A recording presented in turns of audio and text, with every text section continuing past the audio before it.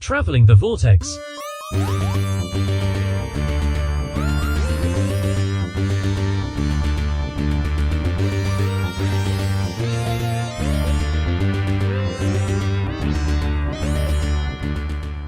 We've joined the Doctor as he travels the Vortex. I've got my maracas and sombrero on for episode 552. I'm Keith. I'm Sean. I'm Glenn. How's it going? Pretty good. How are you? I'm curious if you have maracas or maracas. Maracas. Oh, darn. I was going to shake my maracas. They don't work. So, something else that's offline? Yeah, exactly. Did you guys do anything this last week? Ugh, what didn't I do this last week? Had another very, very, very busy week. We did introduce Shy to Indiana Jones. Oh, nice. And so we started with Raiders, as you do. And she was mostly cool with it. And then I kind of warned her when we got to the one scene in the Well of the Souls. It was like, okay, this might be a little scary. There's going to be some skeletons. And she jumped and freaked out and everything. But I think that was more because I warned her. If I hadn't said anything, she probably would have just taken it in stride and moved on. She was fine with all of that. But when the German mechanic gets propellered and the blood spray goes over the plane's tail, she was like, okay, I think I'm done. And she was like, really? That? Okay. I mean, I'm not judging, but just that of all that, not this, not the snakes, not the, okay, whatever. So we were really kind of stressing about, well, do we even bother with Temple of Doom? Because, no. Temple of Doom, PG-13, beating hearts on fire. And I'm just like, Yeah. So I'd like to know if you'd gotten to the into the Raiders if she'd have handled the face melting all right. Yeah, and when Mel and I got to that scene, there was a part of my brain going, well, maybe it's a good thing she went to bed early. Mm-hmm. Parent of the Year award here. But so we decided, well, we'll try it because Corey mentioned that she and Julian, they watched that all the time when they were kids. Temple is their favorite. And then she goes, to be honest, I don't even know that I've ever finished all of the other ones. But I know I've seen Temple hundreds of times. And so we thought, well, we'll start it and kind of see how it goes. And she loved it. Watched the whole thing. Didn't flinch. Didn't. Did you try to warn her about anything? I didn't warn her. And they're chanting and throbbing and the music, and he reaches in and pulls the guy's heart out. And I'm looking at her and not the movie. And her eyes got a little wide, but no more than usual for any exciting movie that she sat through. And just rolled with it, did the whole thing. And then it ended, and she was like, that was good. We watch the next one? Okay. So we did Last Crusade the next day, and she was mostly okay through that one. She fidgeted a little bit, but then got to the end, and when Donovan grows old and falls apart, we had to watch that 4 times. She asked us to back it up and watch it again. And then we watched Crystal Skull the next night. Was she just trying to figure out how they did it? Or I'm not quite sure. Maybe I have a special effects nut on my hands. I'm kind of hoping, future movie maker.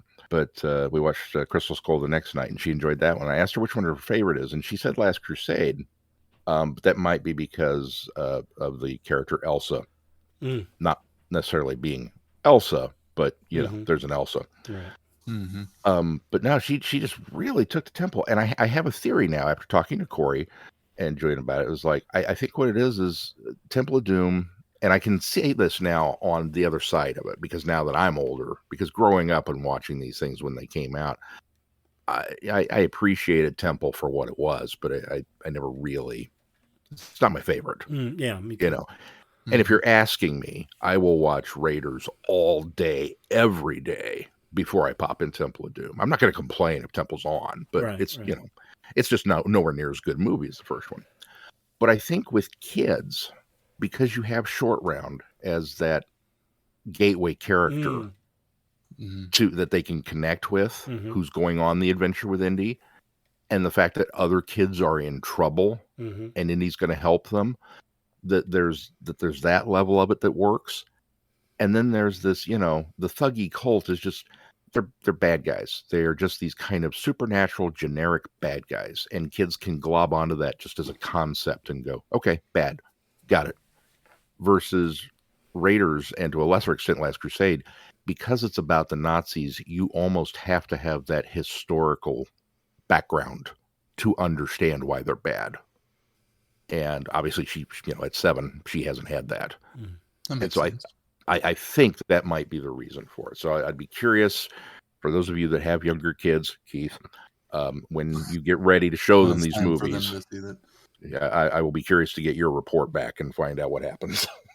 And then we went out and saw Elemental yesterday. How's that? It's really good. I don't quite understand why it's getting the review bombs, it seems like. I think it's one of Pixar's better ones. Mm-hmm. It's sweet and very entertaining, and there's a lot of layers to it that if you started to peel back, there's, allegories to immigrants, and which may be why it's getting the hate mail. It probably is. Yeah. But there's just a lot to it, a lot going on, but it's just a beautiful story, beautifully told. So I enjoyed it. Keith, what about you? Not a whole lot. The kids have started soccer. They've had practice last couple of weeks during the week, and then had their first games on Saturday, and they went about how you'd expect a 3 and a 5-year-old soccer games to go, but it was very cute. Liam got into it quite a bit near the end. I was pretty impressed. He played almost the whole game, collided with another kid and got back up and kept playing. Almost made a goal, but then one of his teammates decided he needed the ball instead and stole it from him. Nothing like getting the ball stolen from your own teammate. Yep, and getting kicked the opposite direction of the goal while doing so. I swear he was going to get that in there too if it wasn't for that. Well, that's too bad. But they're both enjoying it quite a bit. Gemma, I don't think quite as much. She a little more timid, not wanting to get in there and really get involved. Of course, it doesn't help that during the game, a ball jumped up and hit her in the face. So she sat out the rest of the game crying. So, but she went back to practice this week, and while she's timid about it, she's at least still trying. So that's all I can ask for. Yeah. The only other thing I did was I finished Endgame, Doctor Who Endgame. It was okay, but it just needed the Doctor to be actually in it. What about you, Glenn? Did you have a good birthday? I did. That's pretty much the excitement of my week. I had to work on my birthday, but then we went to, after I got home, the family took me to Wings Etc. for dinner, and then came home and opened present. The kids and Holly got me a trimmer for our back hedges, a longer, more reachable trimmer that I can actually get more done with. And then cordless hedge trimmer, and then Nice. Then we had angel food cake, and that was pretty much it. Happy belated birthday, by the way. Thank you. Yeah. You both wished me happy birthday on my birthday too, so not on the podcast. That's right, but now it's official.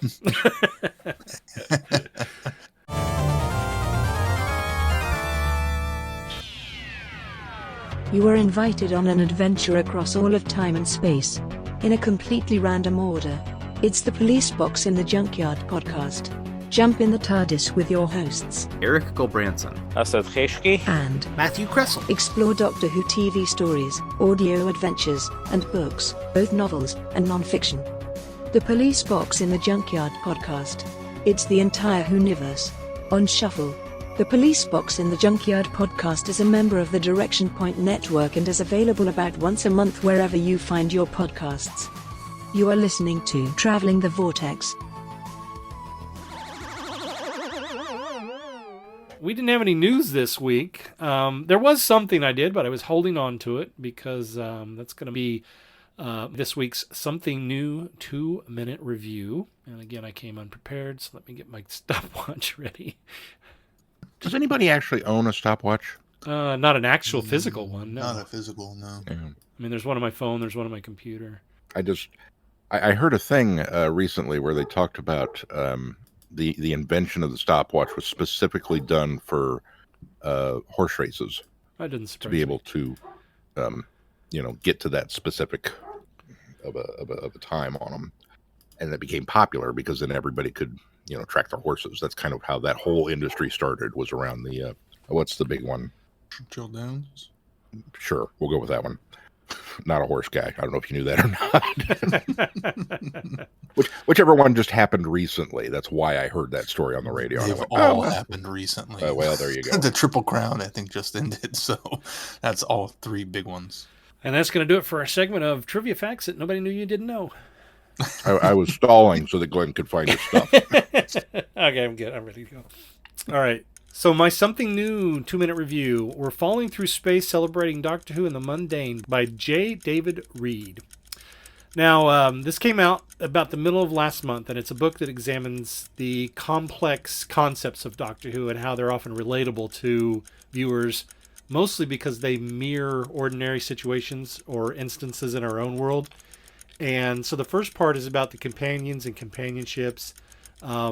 Reed uses relationships in the show to illustrate how people need one another in different ways. The next part is all about family and how those relationships shape us and make us who we are. The third segment of the book is about our place in the universe, and Reed uses kind of the multiversal ideas presented in the show to examine some might have been scenarios or things that could have happened had something changed in our lives, or if we had done something differently. And so he relates things like Father's Day and things like that. In his final section, then he tackles issues about home and personal space.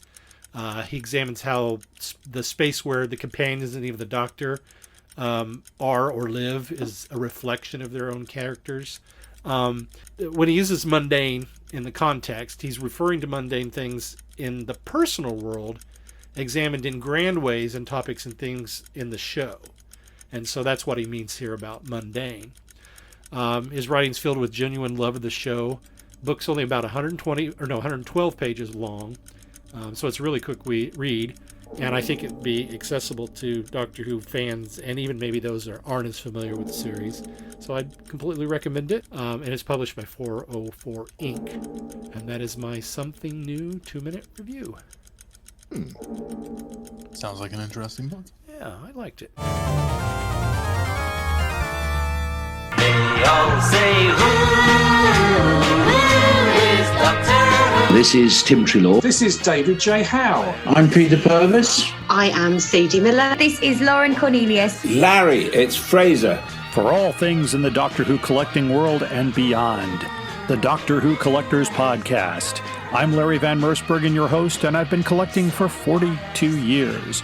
You're listening to Traveling the Vortex on the Direction Point Podcast Network. Hi, I'm Rupert Booth. I am known as Paul Ferry. And my name is Barry Williams. Together, we host Time Ram. Time Ram's a cruel mistress.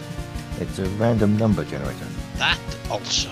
We roll a number from 1 to 13, and that's our Doctor. Then 1 to 300 for the story, and then we ram them together. Even if it doesn't make sense. Cruel, I tell you.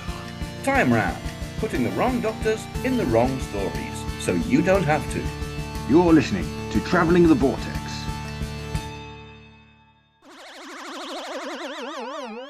All right, well, I think we're ready for our reviews.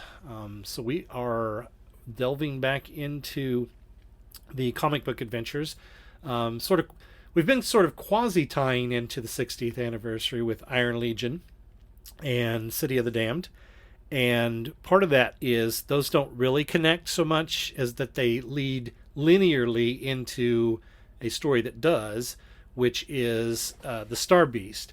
But before we get to the Star Beast, there was a short little comic story called Time Slip that we're going to fit in here as well, because it happens just linearly in the magazine. It was printed just before Star Beast. So it doesn't connect in any way other than chronologically. That's where it was released. So we're going to talk a little bit about that, and then we're going to get into the big discussion about the Star Beast, which is actually features Beep the Meep, who will be coming up in the 60th anniversary specials. Keith, do you have probably don't have a synopsis for Time Slip at all, right? I don't. There's a summary, but not a synopsis, which pretty much just, that's not the same. Well, who wants to go first on this one? I liked it. I thought it was pretty good too.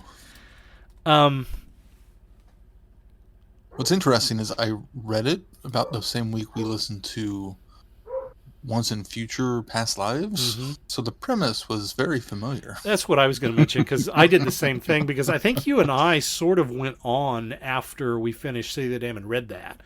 Yeah, we did. Then we were like, okay, well, that's, I think, when we suddenly realized, we should add this in since this does take place here. And I did the same thing. I was reading it right around the same time. And so the regression concept that's in Once in Future is also kind of explored a little bit in this one, which I thought the same thing. I thought, wow, what the serendipity of this.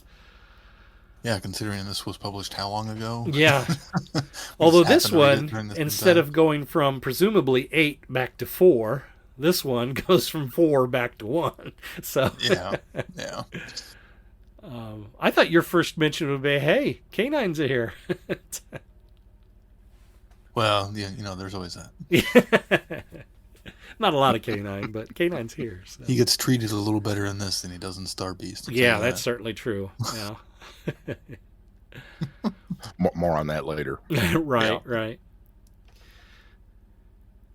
I will say that it was an enjoyable little strip, and suddenly the conversation that you two had made a lot more sense on this side of it. Oh. Having now read it. Right.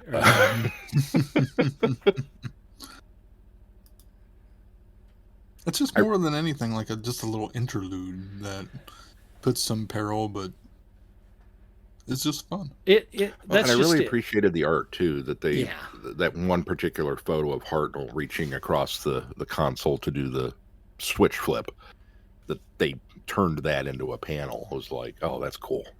Well, I didn't check this out either. Gibbons probably didn't do the art for this one, right? Because it's remarkably different. He did not. Okay, so that was the one thing that I noticed, is that I wouldn't say it's a jarring change, because the artwork is equally as nice as Gibbons, but you can tell it's two different art styles. Mm-hmm. And I think the doctors in this almost have more of a photo resemblance than what Gibbons gives a more caricature look in the stories that he's drawn. I suspect it was done at probably a time saver, that because Gibbons was, kind of the main artist for the run at the time, knowing that he was handling these bigger arcs, that they would occasionally assign little one-offs to, this guy or that guy or whatever, so that they still had something they could print while Gibbons was working on the next big chunk of stuff. That's a good point. I hadn't thought about that. Yeah. Especially since it is only a 2-issue little quick arc. Yeah. It's real quick. Well, not much more to say about this one, so let's move into the meat of our reviews, which is that of the Star Beast. We're going to review the comic first, and then we also listen to the Big Finish audio adaptation, Doctor Who and the Star Beast, and we're going to kind of compare and contrast those as we go. I don't know that we need to take them separately unless you guys feel that's necessary, because I think there are a lot of parallels, but then there are, as they did with Iron Legion, sometimes they take a few liberties. Mostly to make it work in audio, but also I think to sort of make it work, to balance it a little better with, I don't want to say like modern sensibilities, but maybe just to balance it a little more with what maybe we're more familiar with an audio. Does that make sense? Yeah, I think they also do some of that to make it stretch to the length they need it. Oh, that's true too. Yeah, although it doesn't seem like they have to cram a lot in. No, they really don't. Do it. They just have to give it a little extra weight to it, Yeah. little more breathing room, Right. more than anything. Right. Well, the scenes with the factory workers complaining that they just wanted to go back to work, those were expanded out a little bit. A little bit more of Fudge and Sarah going to school, stuff like that. But I mean, again, it's scene setting, so yeah, things that you wouldn't necessarily feel the need to draw in a comic panel. Did Beep the Meep sort of become a known entity? I think even on the fringe of Doctor Who fandom. I think anybody in fandom maybe has an idea of Beep the Meep. I think anybody in fandom maybe even knows the nature of Beep. But did you guys know that he was going to be this, malicious bad guy before we went to this story? Were you guys aware of that from just kind of peripherally knowing about Beep? I did not. I saw it televised as I was listening to it, because I wound up listening to this before I read it. But I did not know going into it.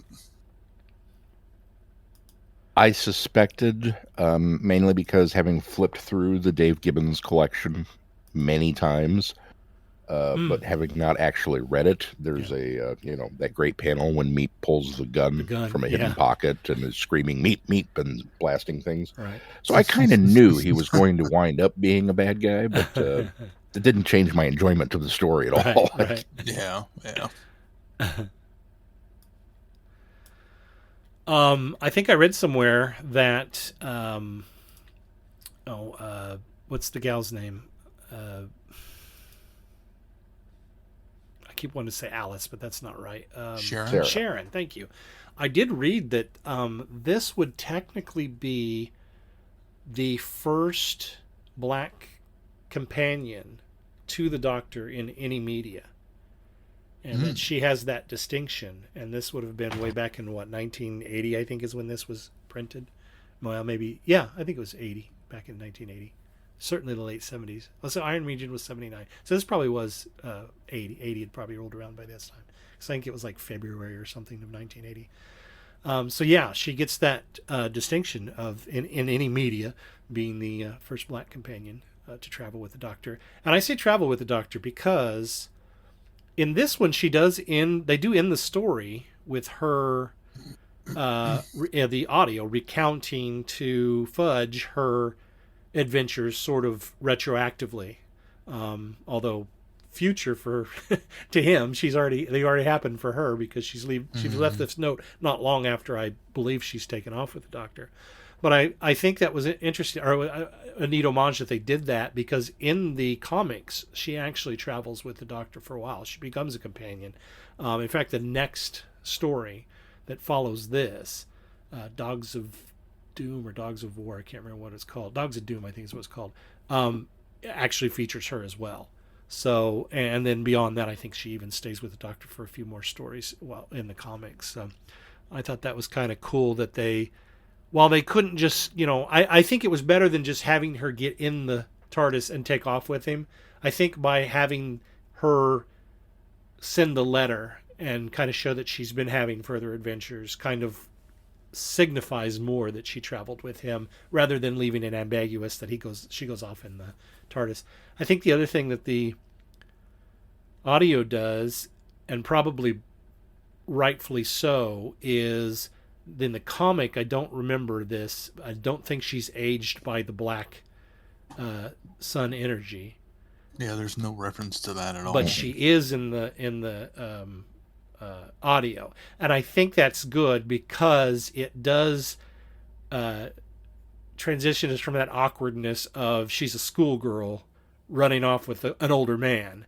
She has essentially aged. I mean, it's kind of fudging it a little bit, but she's essentially aged enough that, she's not going to fit in here, so it makes sense for her to go with the Doctor.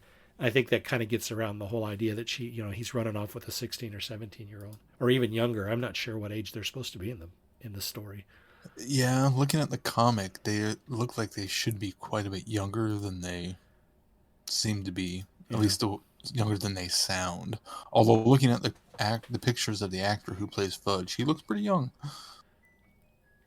Well, didn't not in, teenager or not like preteen, but young. Right. I say didn't in the audio wasn't there a drop line about they'll listen to anything a sophomore tells them? Maybe, but they wouldn't have used sophomore because they don't. What? Yeah, it was whatever the. Yeah, they don't have those levels. She makes the comment that she's still going to have to take her O levels. Now I get this is in the audio, and again I think the age, there's an age difference in the audio. I think maybe they were portrayed to be younger in the print version, but I think maybe they were portrayed to be a little older, maybe what we would consider high school age.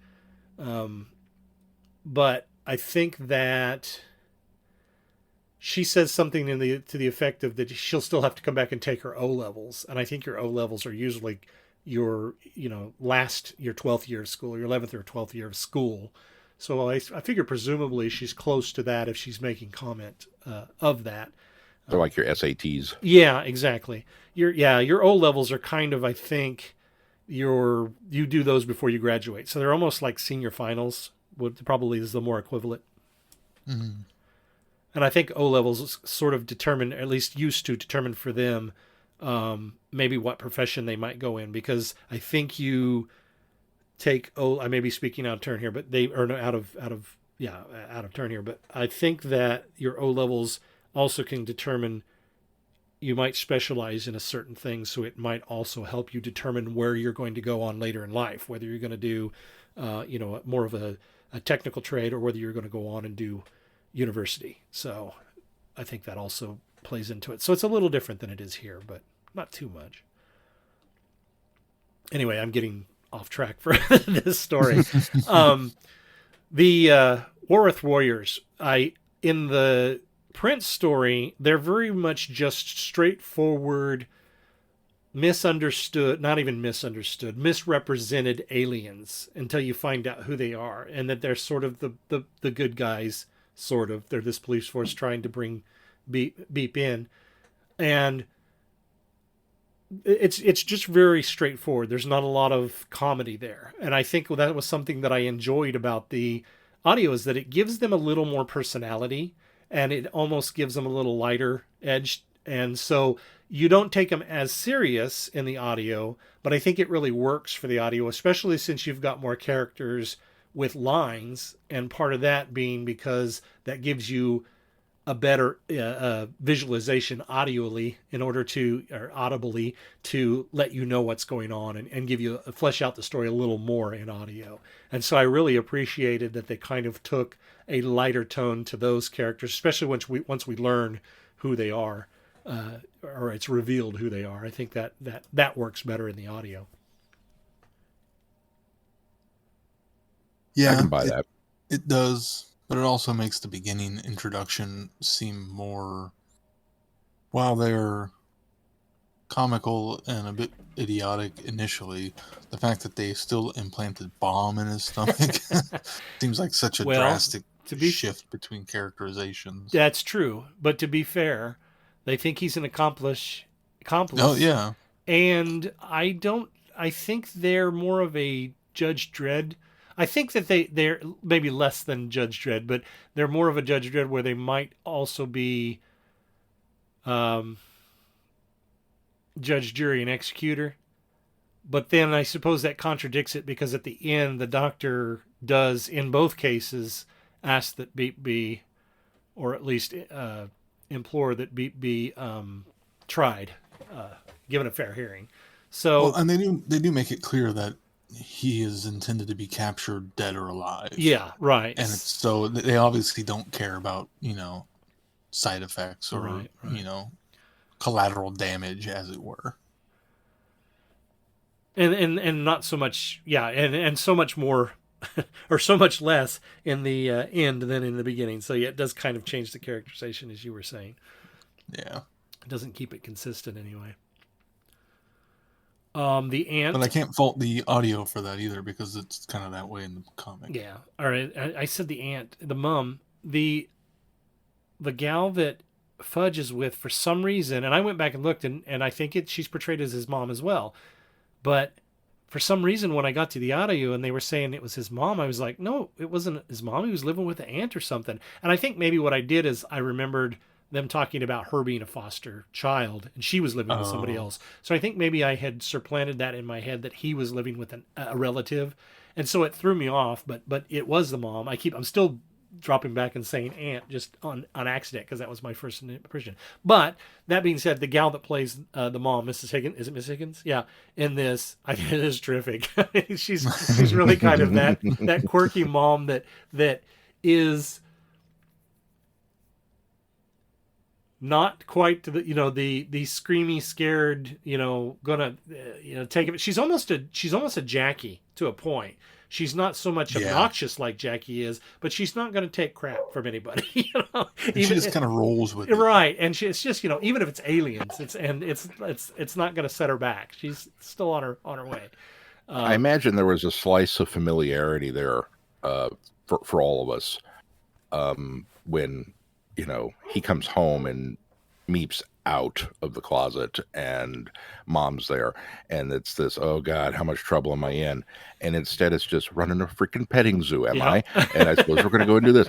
And you just kind of get the vibe that as the story goes on, you get more stuff with her that Fudge probably puts her through a lot. Yeah. Being a sci-fi fan or a sci-fi fan, as they said, she probably is used to weird things coming home. Whether it be from the model shop or the comic book store or but Mom, I really need this toy. Okay. And she just kind of goes with it. So, well, considering he's called Fudge, I mean, that should give you enough indication. Right. And then there's that. Right.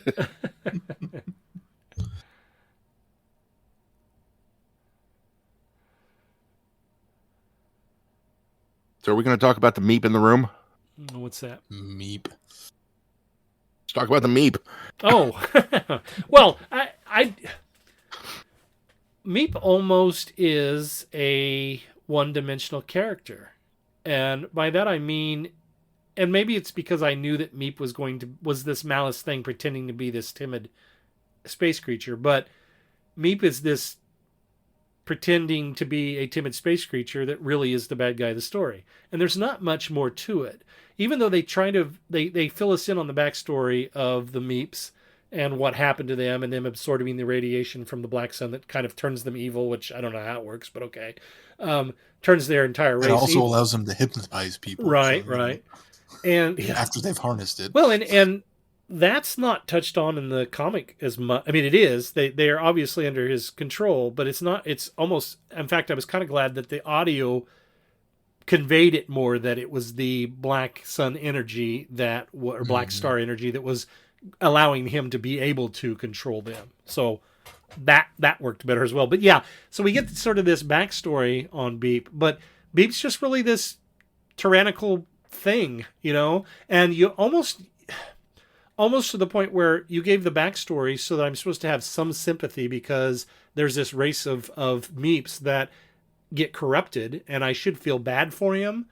On the other side, he gives me no reason to feel bad for him because completely this whole time he's trying to manipulate both of these kids. He turns around and tries to manipulate the doctor, and he's trying to manipulate the warriors as they're hauling him off at the end.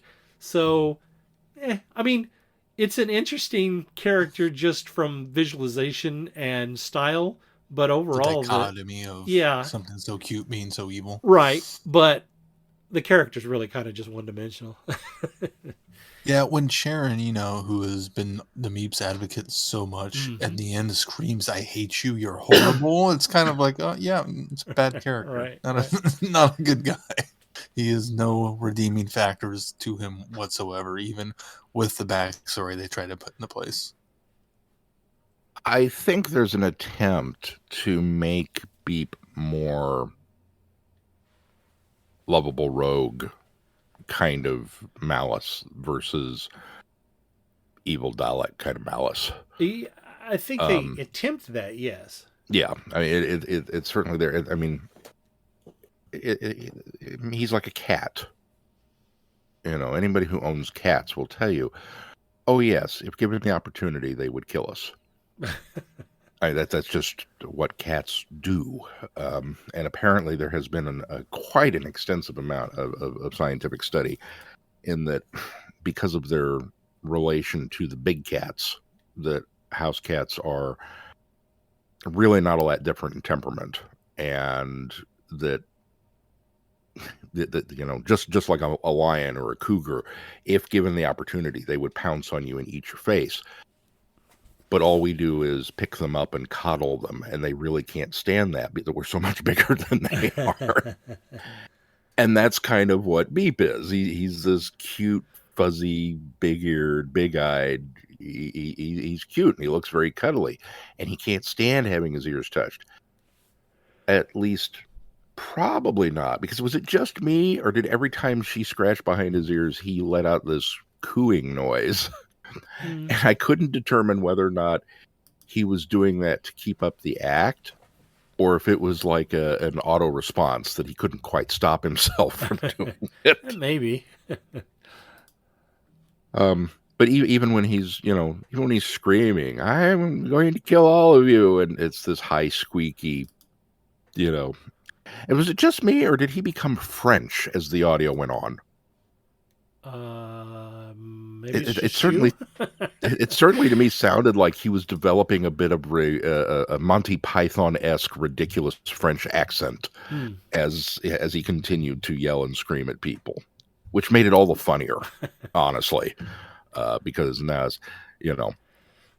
I am Pierre. I release the ducks from Crystal Pond. I mean, it was to that level of pantomime, and just funny to me. Oh no.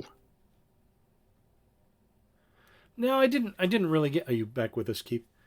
I'm back now. I didn't really get that. But maybe if I went back and listened closer, I might have. I don't think the actor or actress, I suppose, strayed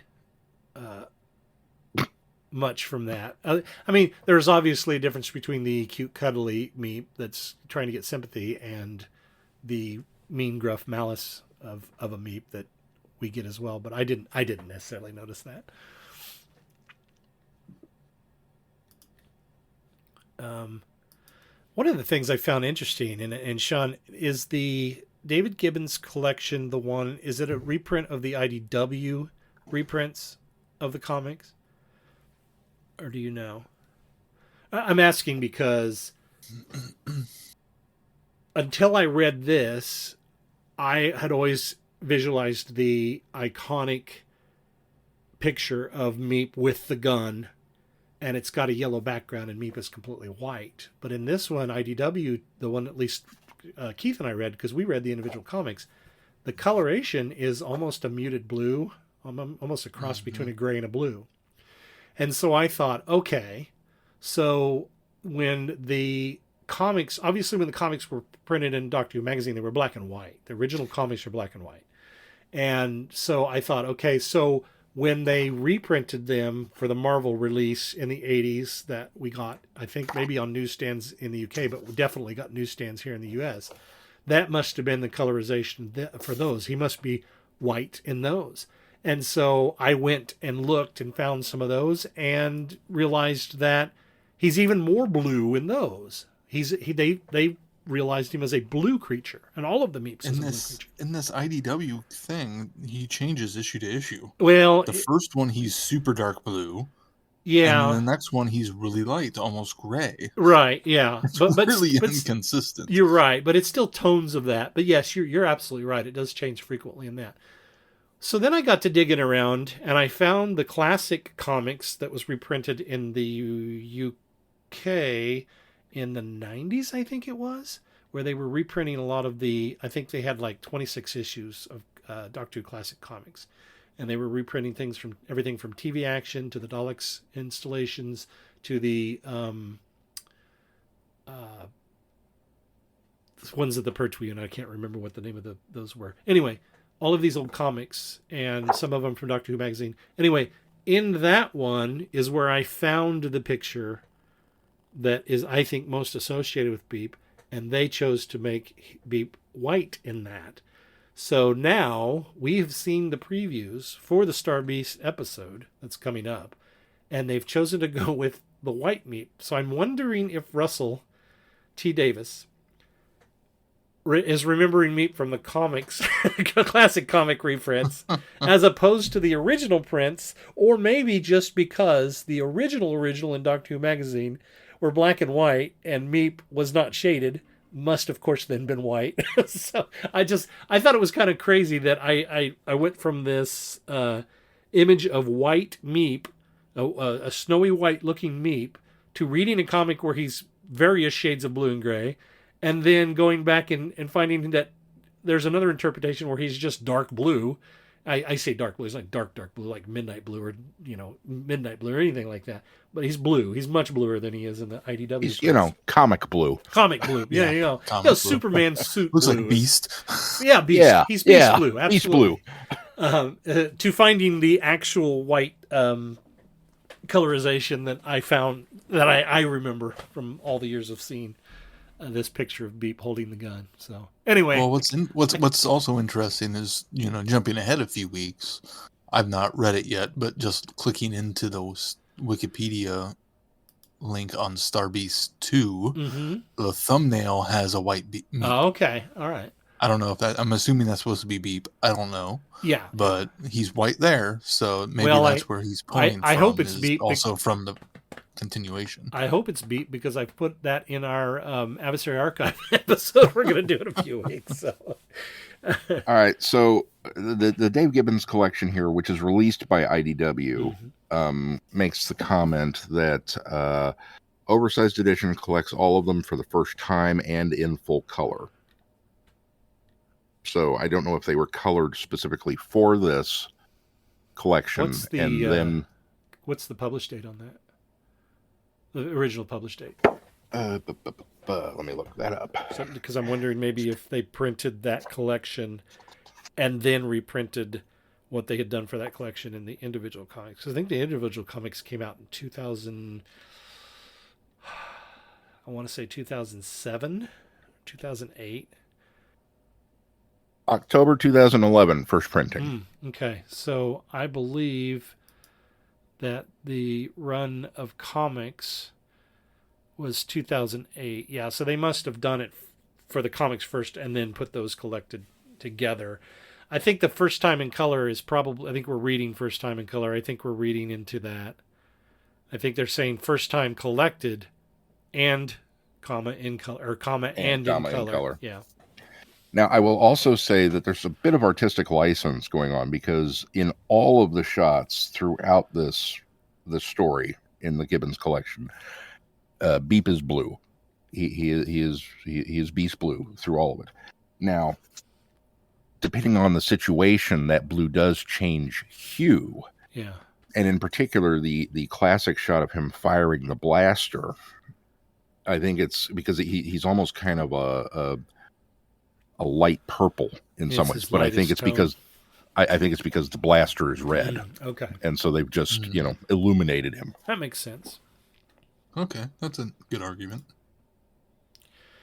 Well, I'm going to say, but I haven't got to the white one in the next story. So I'm going to say, for canon's sake, he's white. Now, okay, so you mentioned that Russell's going with a white one. I'm having a real Mandela effect here because I could have sworn he was blue in the trailer. You're saying he's white? Yeah, he's white. Well, I mean, he's kind of a... Because I literally remember him as blue from the trailer. Yeah, he's not definitely. I was just about to pull the trailer up and watch it and go, really? Not blue. No, he's definitely white. He's kind of a dirty white. He's not a bright white like he is in some of the illustrations of him. But if anything, so since we're on it, blue with some gray. I assume now, after reading this, that what we're gonna get a Beep is going to be a retelling of this aspect of the story. What do you guys have thoughts on what he might try to do with Beep in the 60th? After reading this, I sort of wondered the same thing, but the more that I sat on it, I'm wondering if it's going to be more of a soft reboot of the character, and the Doctor will know that he's encountered Meep before. And so I'm wondering if it's... I mean, they could totally do a Family of Blood thing, which, if you really do some mental gymnastics, they both are considered canon, and both could be considered having had happened in the Doctor's lives. So they may go a route of that. But the more I think about it, I'm with you. Originally, when I read this, I kind of thought, I wonder if they're going to take pages out of this comic for that particular special. But the more I think about it, I think they may use a lot of influence from the story, but I think maybe they will have the 14th Doctor recognize Meep as someone he has encountered in the past. I don't know. I mean, it doesn't make sense for the Warith warriors to be after him again. So I suppose in that way, and you're probably right. Maybe they are just going to. This is a first encounter thing in the. Or maybe the warrior. Maybe he tells the story in a flashback of that first. Well, that could encounter. be too, because we're just seeing glimpses of things. I will say, I just pulled the trailer up.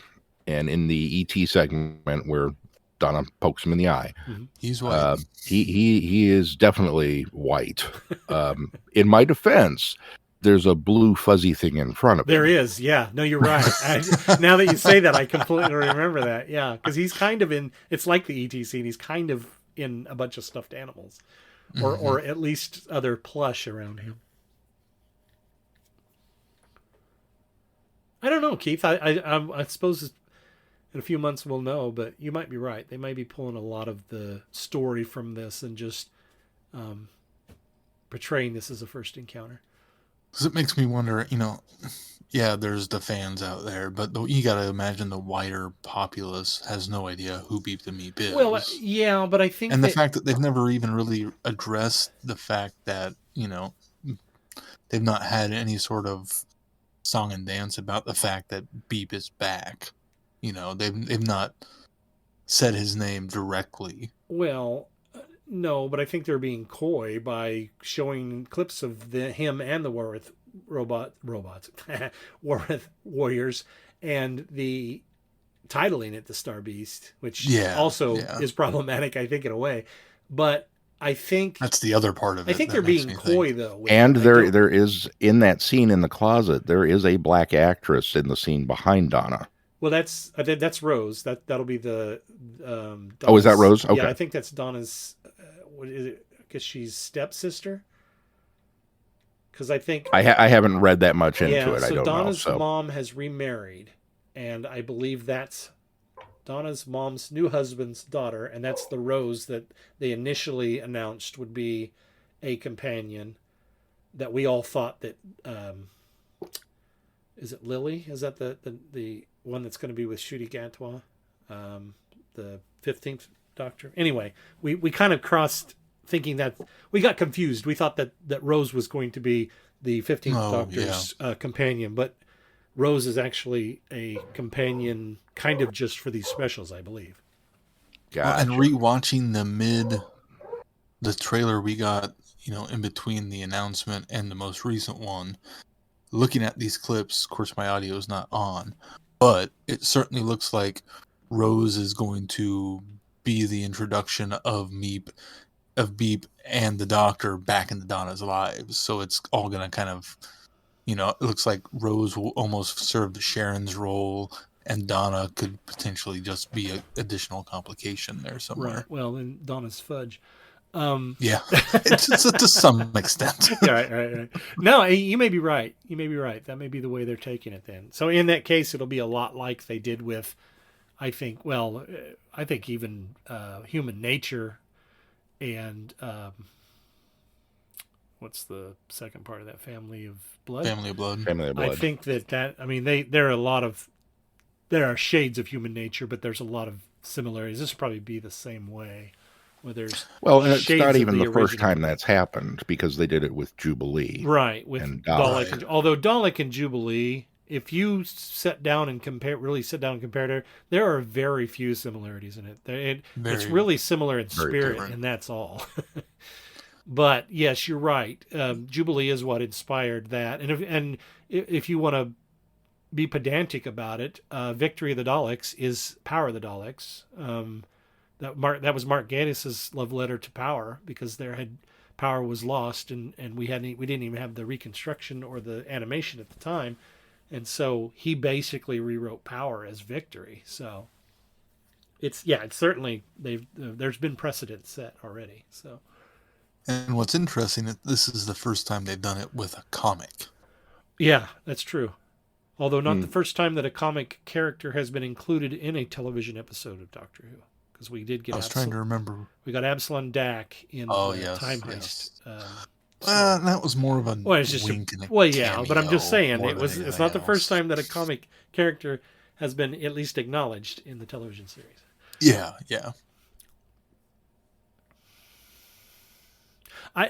Reading this makes me a lot more excited to see what they do with Star Beast, because even if it does end up being just a adaptation for television, I still think it'll be a lot of fun, and I think that there's a lot you can do with this. I'm going back to it is a very two-dimensional character or one-dimensional character, but I think you can have a lot of fun with that in a 45 to an hour television show. I think you can have a lot of fun with that, especially since they're very, very visually caricatures. I mean, even the shots of the warriors that we get in the TV clips look amazing. I mean, these are things that we haven't seen in Doctor Who on television before, and so I'm really excited to see those visualizations as they play out. Well, and I think it makes a lot of sense that if they are going to adapt this story, that because it's a comic story as opposed to a novel, there's not quite as much of a story there to adapt unless you're, doing something faithful, which Big Finish has already done. So why do that again? Yeah. And having Donna there with the additional baggage of Donna being back with David Tennant as the Doctor, it makes a lot of sense to do a abbreviated adaptation of that story, because it is simple enough and a good enough story that it would be justified doing on television, but not quite enough to really stand on its own as an episode. That's true. That's a good point. It's also true that for an anniversary episode, for the general public that does not know who Beep the Meep is, they're just getting, hey, Doctor Who's back, and there's a fuzzy ET thing. For the fans that do know, it's giving us that extra fuel to get excited over and speculate on and be like, oh, they brought in Beep the Meep. That's, which it's a very targeted move. Yeah, right. I mean, we're doing a whole thing on that now. I mean, prime example. Yeah. And for the record, we did a discussion of Human Nature, the book, versus the episode in our episode 190. Hey. And we did Jubilee and Dalek all the way back in 178. All right. So for those of you who were interested. I think I'm 99% in agreement with you guys about this, again, about them taking this as a fresh start and just adapting or utilizing an already established storyline. But to argue for the fact that it could be a continuation of a character and still work for the average viewer, when most viewers went into the first episode of the new series back in 2005, we had Autons in the Nestine Consciousness without having to even acknowledge anything that had happened in the past. And they did a really good job of familiarizing new viewers of what they were. So they didn't have to go into this whole past backstory. But again, it goes along the same lines of those of us that were in the know went, ooh. And for those of, that didn't, it was still enough evidence there to allow them to understand what was going on there as well. So I think it can be done. I think it has been done. We've had the Zygons come back. We've had a lot of different Doctor Who villains and monsters come back without having to say, with just a throwaway line that the Doctor knows who these are and he's encountered them before. So I think that they could do this in this instance, but I'm kind of leaning towards what you guys were saying also about. Which, let's be honest, I mean, the Doctor says, oh yeah, I know about these guys, even when he doesn't. Yeah, that's true. Right. Even when they introduce brand new characters. Yeah. In 6 years of TV, they're brand new. He's going to go, oh, I've dealt with them before. Like, okay. That's a good point.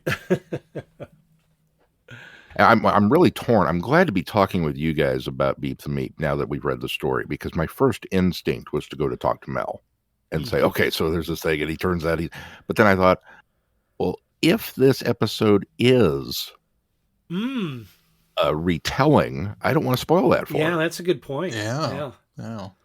So. But how many people? Maybe that's why, Keith, you said there hasn't been a lot of fanfare about it, and maybe they are keeping it sort of on the let's let the longtime fans fanboy over this and get excited and let them have their piece, but we're not going to do much about saying this is a past character or this is, because what's the first thing somebody might do is they might go back and look at the source material, and then they have spoiled it for themselves. So I don't know. I mean, maybe that might be why there's not been a lot of fanfare. I mean, it would be the equivalent of, going into the new Marvel movie going, well, I read this issue. Yeah, right. It's a little different because those worlds don't necessarily cross over, but yes, you're right. And this technically was a Marvel story. Even when it was in Doctor Who magazine, it was still being printed by Marvel. Stanley Presents. Yeah. Stanley Presents. Well, yeah, I just was long reading this, and it's been a long time coming because I just have grazed through Beep's story and never really delved in and read this story in a whole. So I was really glad to read it. I'm kind of glad that we're getting a taste of classic Doctor Who history now. And then we're going to see how we tie it into the new series. It'll be fun to see, no matter which way they go with it. I think it'll be fun. And it's one of those that I think it's fairly obvious tonally right from the get-go that it's kind of a farce. Yeah. When the Doctor's looking for his maracas, and I'm terribly sorry. I didn't mean to pull your eye and push it or twist it the twist was maybe a bit much. And so you just kind of know it's like, all right, well, this is what we're in for. And I actually did them. I started in reverse order. I started listening to the audio first before I picked up the book, and then got, I don't know, about probably 3/4 of the way through the audio, and then went and picked up the comic and caught up. And then for a couple of pages, I was actually doing it like a book on record, where I was, reading along. When you hear the beep, turn the page. But then it diverged a little bit enough that I couldn't read and listen at the same time. So I had to put it down. You put it down and listen a little bit, and then you pick back up. Yeah, it's funny that you did that because we talked about last time when we related it to those books on record when we were talking about Iron Legion as well. So yeah. I really wanted to do that with this one, but it diverged just enough that I was like, damn it. I can't make it work. It's a long beep. Yeah. When you hear the meep. Oh, they'd have done that too if they ever adapted this for a record. Yeah. They totally said, when you hear the meep. And then he would have went, meep, and that's when you turn the page. I think that I got a little bit of this from the wiki, but I thought it was interesting enough, and people in the UK, at least old enough to remember or know her, and maybe even young people know her. I thought this was kind of an interesting thing. The newsreader in the comic is modeled after the news gal. She's modeled after the contemporary newsreader Angela Rippon, and Rippon herself is the one who plays the newsreader in the audio adaptation. So Rippon was a real life presenter on radio and television in Southwest England before moving to the BBC One for the 9 o'clock news. And she became a regular presenter on there from 1975. So she would have been been a news reader in 1980, and they modeled that character after her for the comic. And then in turn, Big Finish got her to come in and read the newsreader role. I think that's kind of a neat little connection. Nice. That's awesome. Was there anything else on this one we want to chat about, discuss? So I debated whether I wanted to bring it up, because as I was listening to the story first, and the doctor calls out for K9, and he's not there. And I was like, okay, that does two things. One, it kind of helps me place where the story is taking place within the doctor's timeline. And two, it gives me something to needle Keith about because, K9 wasn't there. So then I pick up the comic and start reading, and K9's there. Yeah. And he's totally there, and he's playing whatever the game is. And I'm like, oh, man, I bet Keith loves the comic way more than... And it was at that point that K9 got his head knocked off. I was like, oh. Nope, Keith does not love the comic more. Maybe I won't bring this I kind of find it interesting that you guys went audio adaptation before reading the comic in most instances. Sean, you were kind of doing both, but it sounds like the audio was forefront in that situation anyway. So it was a matter of convenience for me. Sure. I honestly something to saying, listen to, and my phone wasn't connecting to the internet, and that's what was on my phone at the time. Yeah, honestly, same. Normally, I wouldn't do that, and my OCD is such that I would have to take whichever medium came first and do it in that order. Which is the same reason we always review things in doctor order. Right. I think just because we're all kind of that same mindset. Yep. But this time, it just happened to work out that the audio's here, so I'll go ahead and start it, and I'll get to the book later. That OCD is what forced me to read the comic before I listened to the audio as well. So I'm right there with you. And I also know it takes longer, to listen to the comic or listen to the audio. So, and it doesn't take me long to read the comic at all. Yeah. Real quick. We're talking about K9. One more little behind the scenes, and I think I got this from the wiki as well. But I guess David Gibbons in the comics drew K9, and I went back and looked, and you can tell he drew K9 smaller than K9 actually is on the television series. And the reason he did that is so that the doctor could easily pick him up and carry him under his arm when necessary. I thought that was kind of an interesting little tidbit as well. They shrunk K9. Now I want to do a whole story where K9 gets miniaturized and lost in one of the doctor's pockets.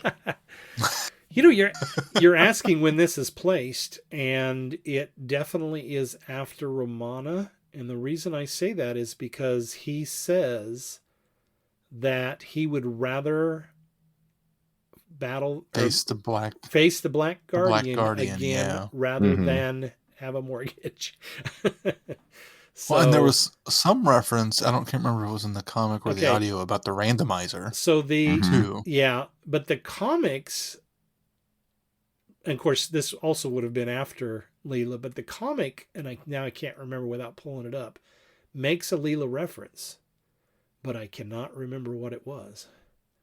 So it definitely is after Leela and after Romana. So it's after he's probably left Romana with the lion people in the E-space.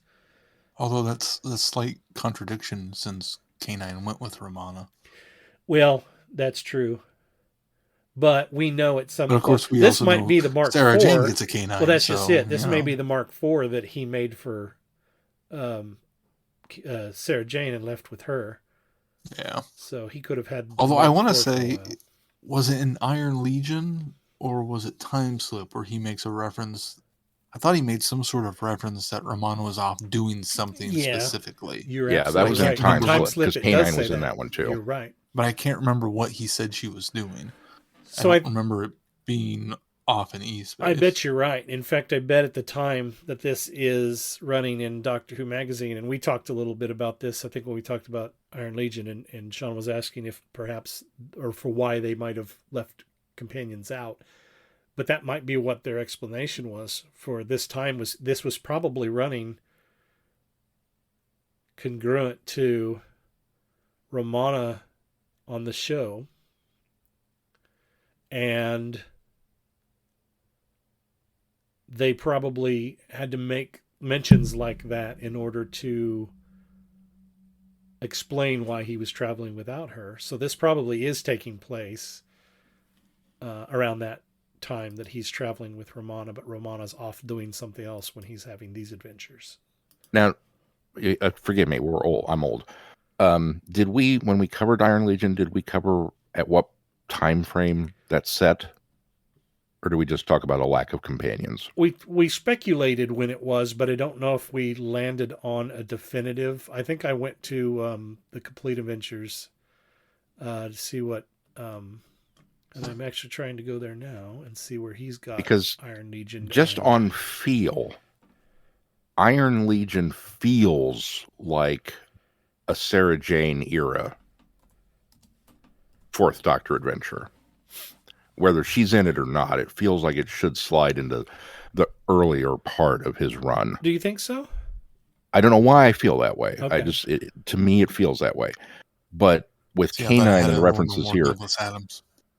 this definitely to me feels like it's a later run, and yet there's only that one story in between them, and it's not like it's a long one. So I can't make that work in my head unless they're just jumping all over the place. But Keith, were you trying to say this? I feel like it's very much in the vein of City of Death or Shada, or so I'm with you. I think it's more of a Douglas Adams feel, and so I think that's why I solidly place it in that era instead. And I can make that work. Yeah, Kearley has it squarely between television episodes, The Horns of Naimon, which would have been the last story. No, it would be between Horns of Naimon and the Leisure Hive, and I guess Naimon would have been the last one of that season. Leisure Hive, I think, was the first one of the next Leisure season, Hive's and the he first. is still with Romana at that time. So yeah, this must specifically Romana 2. Yes, specifically Romana 2. Well, and that makes sense because in the comics he also hasn't gone Burgundy yet. Oh yeah, Mm-hmm. yeah, that's a good point. That's kind of why he has to go there. I presume, and he's got a lot of he's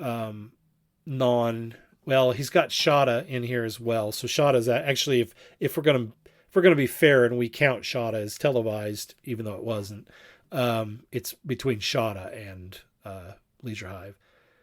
But he has sandwiched in a lot of stories here, and presumably a lot of these are probably the comic and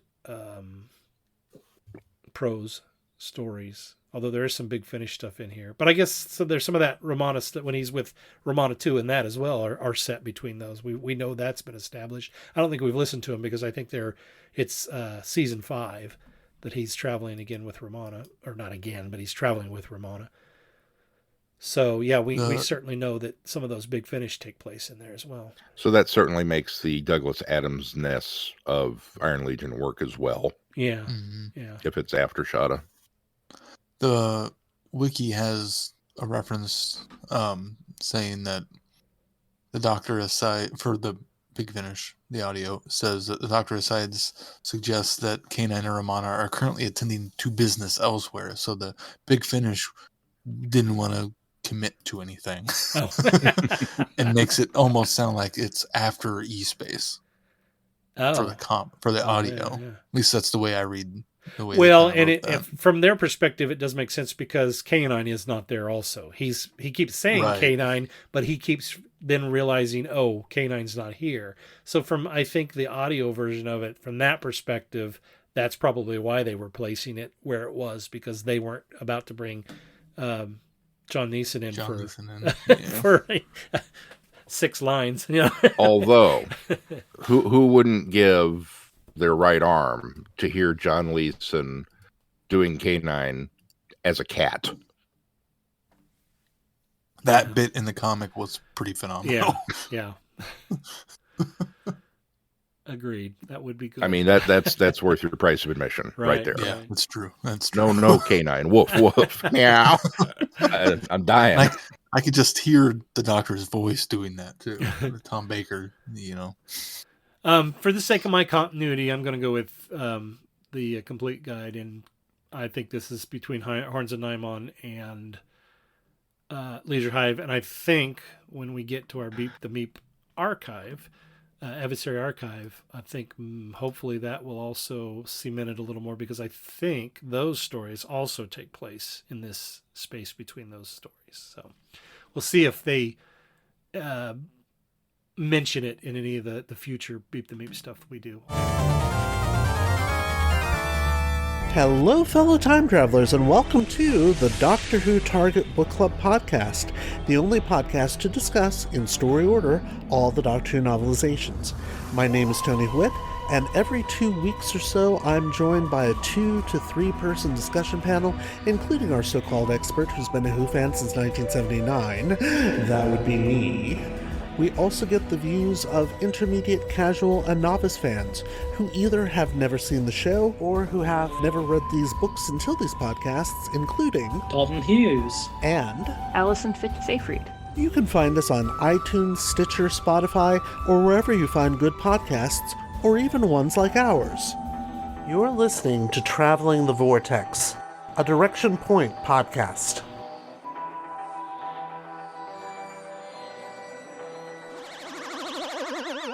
We do have more fun stuff coming up on the schedule. So, Sean, do you want to take us through the next steps? Well, next up on the schedule is the next installment of Once and Future, The Artist at the End of the Universe. Returning to the Big Finish, Big Brouhaha for the 60th anniversary. We will also be taking a look at some more comics. This time it's the next 4 parts of Liberation of the Daleks, the ongoing 14th Doctor comic that Doctor Who Magazine is putting out.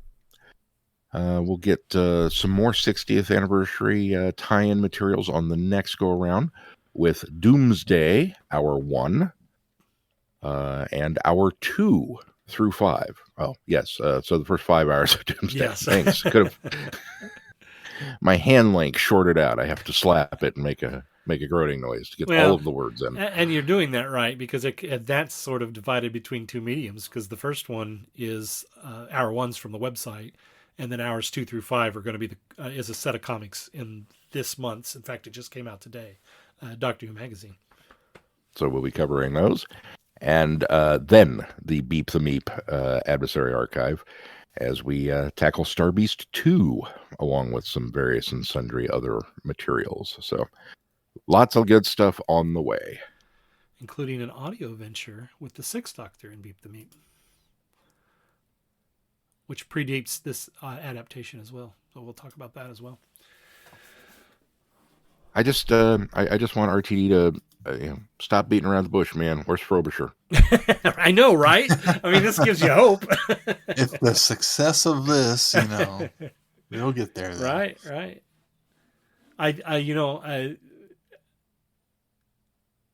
I think I read somewhere, and I may be misremembering this, but I think I read somewhere that Dog Bolter, which is the Mafia Frog guy from some of the Frobisher stuff we've done, was considered for a story on television, and I want to say in the 12th Doctor's era. He was presented as an idea, and Moffat got really close to approving it, and then they decided not to go with it. So I think it was the 12th Doctor era. But so we almost got Dog Bolter, which would have been a closer connection to Frobisher. That seems like somebody that River would hang out with. Yeah, right? Yeah.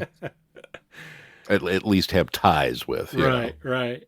At least have ties for her own convenience. It wouldn't certainly be because she condones or condemns anything he does, but out of sheer convenience for her purposes. Yeah, I think she certainly would hang around with him. I mean, she hung around with Dorian. She hung around, she had connection to those. So. Anyway, well, you can find us on our website, travelingthevortex.com, and get updates there. And if you get any value out of this podcast, please consider putting some value back into it. You can do that by clicking on the Patreon link you can find on the travelingthevortex.com website. Consider supporting us there. When you become a patron, you do unlock more audios and specials that we're putting up there for you, just for you, exclusive. So if you can even just give $1 a month, that completely helps keep the lights on. Also, please consider giving us a 5-star review wherever you subscribe to the podcast. It helps bump us up in the ratings and recommendations. And of course, you can find our listeners forum on Facebook, and you can find us also on Twitter. Anything else we need to talk about before we... we're also on TikTok, by the way. Anything else that we want to talk about before we close this program? If not, until next time, I'm Glenn. I'm Sean. I'm Keith. Cheers. Good night, everybody. Be seeing you. Thanks for listening. Jinx, you owe me a Coke. You have been listening to Traveling the Vortex. Doctor Who and all of its associated programs are owned and trademarked by the BBC. No infringement is intended or implied. Direction point! Direction point! A Doctor Who podcast network.